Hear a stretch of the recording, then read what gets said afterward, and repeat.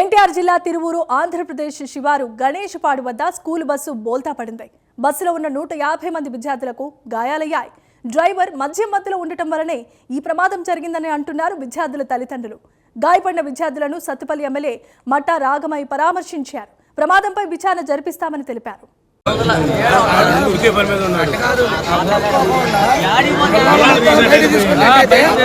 బాగుండేది బాగా కూడా చాలా ఇదైతుంది.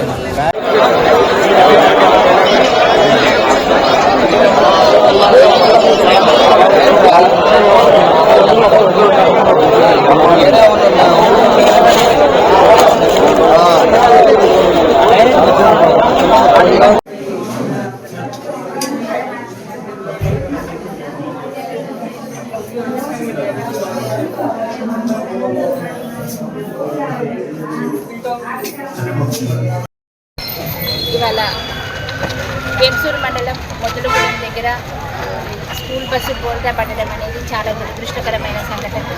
ఇందులో పిల్లలు చాలామంది ఉన్నారు. అయితే వాళ్ళకి కొంచెం మైనర్ ఇంజరీస్ జరిగినాయి.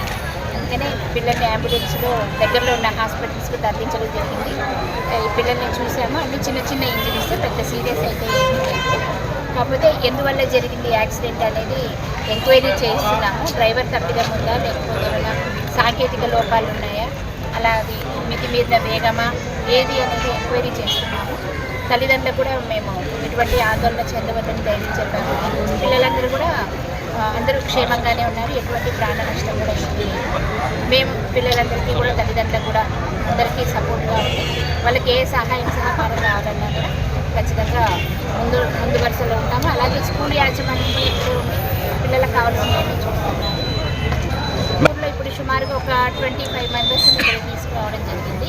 అలాగే పెనుపల్లి గవర్నమెంట్ హాస్పిటల్కి ఒక 7 మెంబర్స్ని తీసుకురావడం జరిగింది. అక్కడ పిల్లలందరూ బాగున్నారు, ట్రీట్మెంట్ తీసుకొని డిశ్చార్జ్ అయ్యి వెళ్ళిపోయారు.